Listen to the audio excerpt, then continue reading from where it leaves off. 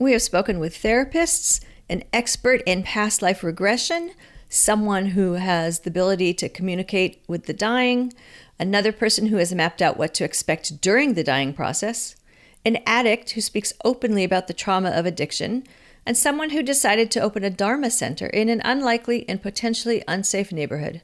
Common themes: compassion toward themselves and compassion toward others, and an understanding that what they do is for the benefit of others and a way to help others experience release from suffering. In their own ways, each of these people are now engaged in right livelihood. Hi, it's Margaret Meloni, and welcome to the Death Dhamma podcast. I'm a Buddhist practitioner out here in the world, having experienced the loss of my loved ones and knowing how much my Buddhist practice helped me on my grief journey. And now, together we have this safe space to discuss death, dying, grief, and the Buddhist teachings that help us really understand attachment, impermanence, being compassionate, being death ready, and what it means to live a life so that we can have a peaceful death. Yep, it's a big topic, and we're going to take it on together. Let's go. The Buddha taught that the way for us to leave suffering behind is through the disciplined practice of the Noble Eightfold Path, comprising right view, right intention, right speech, right action, right livelihood, right effort, right mindfulness, and right concentration. This path offers a comprehensive approach to personal development and spiritual growth. Now, the Buddha wasn't necessarily concerned about personal development. He was all about helping us find release from suffering. Navigating right livelihood is not about choosing an occupation. That's part of it, absolutely. But it's about aligning our work with our values, overcoming the challenges that come along the way, and finding purpose and meaning in our everyday work. Right livelihood means earning our living in a way that does no harm to others and is congruent with our personal values and beliefs. Right livelihood is one of the elements of the Noble Eightfold Path that focuses on the moral and ethical dimension of our lives. It's about being honest, fair, and empathetic in our personal and professional relationships. There are some clear guidelines about what constitutes right livelihood. Consider these two passages. First, monks. These 5 trades ought not to be plied by a lay disciple. Trade in weapons, trade in human beings, trade in flesh, trade in spirits or intoxicants, and trade in poison. And this second passage, ask what monks' wrong mode of livelihood: trickery, cajolery, insinuating, dissembling, rapacity for gain upon gain, and what monks is the right side of merit that ripens unto cleaving to a new birth? Herein monks, an Aryan disciple, by getting rid of wrong livelihood, earns his living by a right mode of living.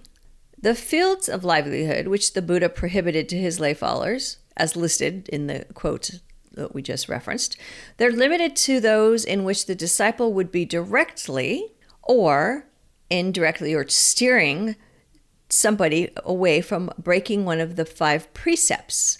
And so either you yourself would be breaking a precept by engaging in this line of work, or you would be assisting someone else, so to speak, in breaking one of the 5 precepts. And you remember the 5 precepts, are basic moral rules for the Buddhist layperson. Anyone who's attempting to develop morality, concentration, and wisdom can't deal in weapons of any sort at any level of the business, because doing so would be involving yourself in causing harm or injury to others for your own monetary gain. You also can't be selling drugs or intoxicants, because you are also contributing to somebody's demise and your own. And then, of course, anything that involves the killing of other creatures. So I think you can see how the fields of livelihood that are not right, how they would lead us to break the precepts. And that is to the detriment of all. To help others in breaking any of the precepts is certainly wrong livelihood. And when you stay away from that, in this way you help yourself and you are helping others. So you are helping yourself on your path to release from suffering and helping others on their paths. Now your work, it's not just a means of earning your living, it's an extension of your identity, a reflection of your values, and a testimony of your beliefs. So aligning your work with your values and beliefs is central to practicing right livelihood. But this is not a one-time thing, like I don't do this and go like, okay, I got aligned, I'm done. It's a journey. You need, constant reflection, introspection. You look at your choices, you make new choices, you're persistent in your efforts, and it's going to require you to make difficult decisions and face uncomfortable truths. For example, there was a time when I was asked to teach a course for an organization, and this organization makes a device that can be used for photography, but it can also be weaponized. Now, I would love to tell you that I declined the work, but I did not decline the work. And it was interesting, although this was a business class, the topic of ethics came up. And some of the people who worked there, felt like they faced the same dilemma. Like they know that they are creating this technology that's innovative and really helpful with, certain kinds of photography. And they also knew that maybe some places who purchased this from them may have turned it into weapons. And, knowing that there is the possibility of something being weaponized, I could have taken the path of, well, but that isn't the intention of the device, which is the path I took because I did accept the teaching assignment. But you can see that, this is years ago, and I'm still thinking about it. Was that the right decision? Was that right livelihood where there was the possibility that this item could have been weaponized, right?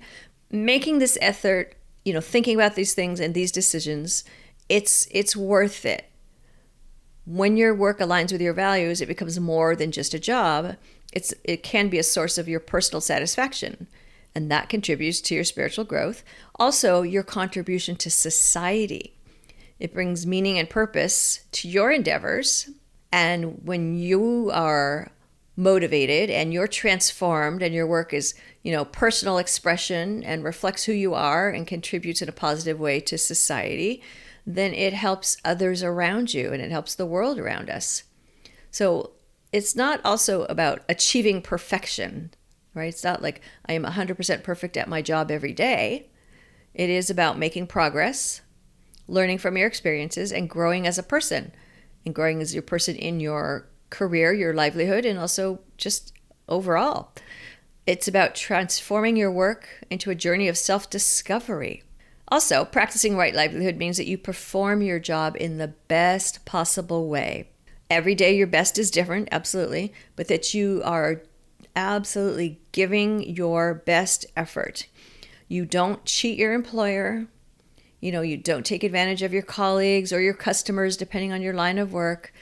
You act with integrity, and you also seek to have that, the infamous work-life balance. You seek for that work-life balance. And it involves using your income appropriately, not overspending, not withholding.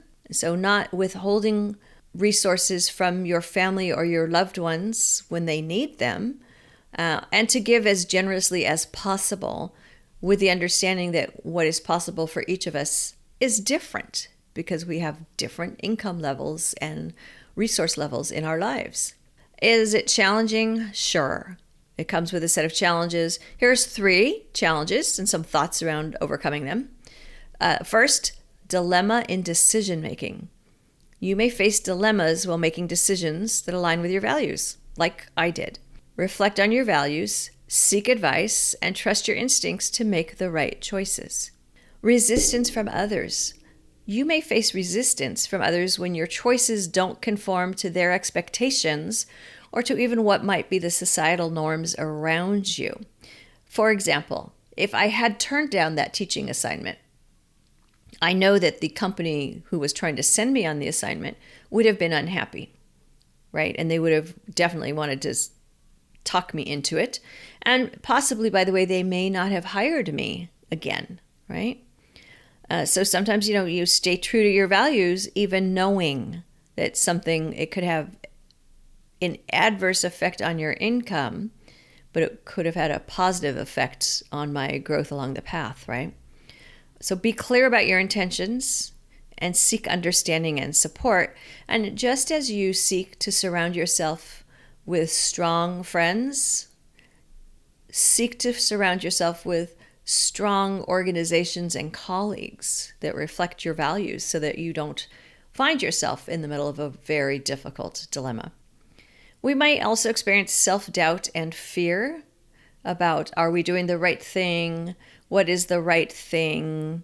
I mean, I could look back and say maybe I experienced some self-doubt and fear when it came to considering this teaching position. Certainly there was fear that I wouldn't be hired again if I didn't take it, and maybe some self-doubt that maybe I was being overly dramatic by considering rejecting the job, right? So be sure to practice your self-compassion, embrace your fears and face them. That's the best way to understand them and to make friends with them so that you can overcome them and convert them into opportunities for growth.